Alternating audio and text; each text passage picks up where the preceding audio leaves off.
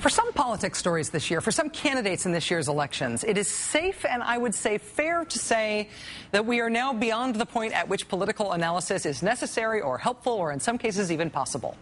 This weekend we learned, thanks to Josh Green at The Atlantic, that there is a Republican running for Congress, the Republican nominee running for Congress in Ohio's 9th District, a guy not just trying, not just some long-shot candidate, but the guy who won the nomination, named Rich Ayotte.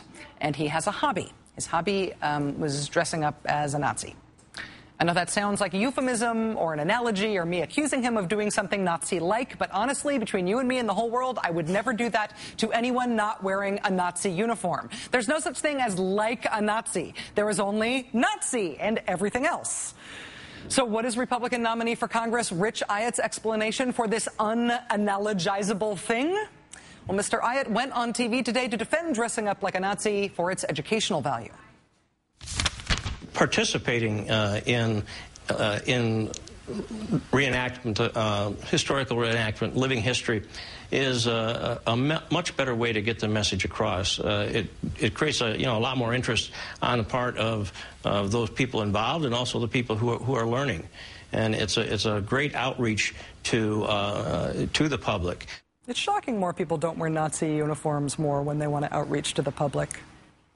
Mr. Ayotte isn't the only one defending Mr. Ayotte. Up on his campaign website today, he posted a letter from a pal of his, a "some of my best friends are Jewish" character reference from a man named Richard Gabai from Los Angeles. Richard Gabai from Los Angeles is famous for making, among others, films like Revenge of the Party Nerds, Virgin High, and Revenge of the Party Nerds 2, The Heavy Petting Detective. Which reminds me to bring up Carl Palladino, the Republican running for governor in New York, who was in the news today for his very anti-gay remarks over the weekend, but whom we first learned of, remember, when it came to light that he was known for sending out hardcore porn and super racist videos to his friends. You'll recall the video of monkeys dancing, titled "Proof the Irish Discovered Africa." And the one of African dancers labeled Obama inauguration rehearsal, and the picture of the Obamas poorly photoshopped to look like a pimp and a prostitute. Get it? Because they're black? Yeah. You know, the guy running for Congress who dresses up as a Nazi for fun, it's hard to cover that as a story, not only because when you say Nazi, people think you're comparing somebody to a Nazi as opposed to simply describing the outfit they are wearing.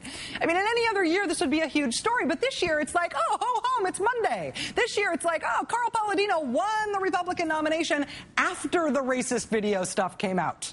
This year, you can just add the Nazi dress-up guy to the list. It's a long list. Remember Jim Russell, the Republican running for Congress in New York's 18th district, who you could accurately describe as the anti-miscegenation candidate? Mr. Russell's views on race mixing are detailed in his 2001 essay titled "The Western Contribution to World History," published in a white supremacist journal called the Occidental Quarterly. In that essay, he denounces, and I quote, "the culpability of media moguls who deliberately popularized miscegenation in films directed toward adolescents and pre-adolescents. In the midst of this onslaught against our youth, parents need to be reminded that they have a natural obligation as essential as providing food and shelter to instill in their children an acceptance of appropriate ethnic boundaries for socialization and for marriage." Jim Russell, Republican candidate for Congress.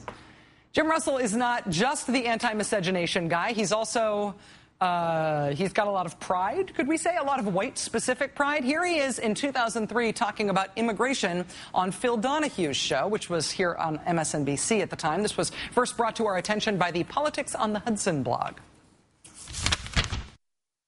First of all, it's not at all inevitable that the whites will become a minority in their own country. And I would like to ask Jared Taylor if he thinks that as more and more white Americans realize that they're becoming outnumbered, whether there will be a rise in white activism. White activism. Jim Russell, Republican nominee for Congress in New York's 18th district. Very concerned about white people becoming the minority, wondering about how to encourage white activism. Similarly, you have Republican Art Robinson, our guest last week, who's also running for Congress. Personally, as part of his homeschooling curriculum, he was keeping in print a spectacularly racist 19th century British writer named G.A. Henty. Art Robinson recommends you teach your kids based on the historic novels of Mr. Henty. From a chapter entitled "The Negro Character," quote, "They are just like children. They are always either laughing or quarreling. They are good-natured and passionate, indolent, but will work hard for a time, clever up to a certain point, densely stupid beyond. The intelligence of an average Negro is about equal to that of a European child of 10 years old. They are fluent talkers, but their ideas are borrowed. They are absolutely without originality, absolutely without inventive power. Living among white men, their imitative faculties enable them to attain a considerable amount of civilization. Left alone to their own devices, they retrograde into a state little above their native savagery. The Negro character. That is what Art Robinson has been keeping in print for the homeschoolers for years, for you to teach your kids.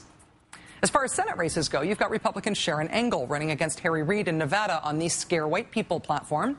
Political Advertisement Clinic, episode 74. You may recall that this is one of the most famous race-baiting advertisements in modern political history. It was put out by Senator Jesse Helms, the conservative icon, in his race in 1990 against an African-American Democrat named Harvey Gantt. You needed that job, and you were the best qualified. But they had to give it to a minority because of a racial quota. Is that really fair? Harvey Gantt says it is. Gantt supports Ted Kennedy's racial quota law that makes the color of your skin more important than your qualifications. You'll vote on this issue next Tuesday. For racial quotas, Harvey Gantt. Against racial quotas, Jesse Helms. Blunt, right? Here's what that ad looks like in 2010. It is arguably slightly less blunt, but it is essentially exactly the same ad. I'm Sharon Angle, and I approve this message. Harry Reid voted to give special tax breaks to illegal aliens. And Harry Reid voted to give Social Security benefits to illegals, even for the time they were here illegally.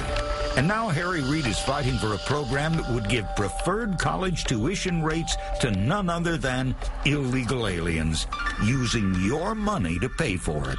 Leading to a simple question. What does Harry Reid have against you? The latest campaign ad from Sharon Angle, Republican Senate candidate in Nevada. Look who's coming after the white college students, Nevada, who will protect the white kids from the terrible, menacing, frowning brown people.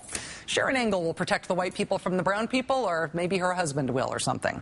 For decades, the Republican Party's Southern strategy of overtly appealing to the racial grievances of white people, of amplifying all perceived and imagined threats to white people from non-white people, was accepted as a net political plus. Sure, it meant no non-white person would vote for Republicans, but if they could amp up that fear and racial animus of white people enough, they would make up for the whole blatant bigotry thing by maxing out the white vote. The political potency of white people feeling afraid is what Jesse Helms counted on in 1990. It worked 20 years ago in the Deep South. Sharon Angle's trying to tap into that same well right now this year in the American Southwest. How's that Republican Latino voter outreach thing going? This has been a heck of a year for GOP candidates. The stuff about them barely makes the news anymore. They say that when you endure something, it stops being an irritant. It stops being strange and becomes the new normal. I don't want this to become the new normal.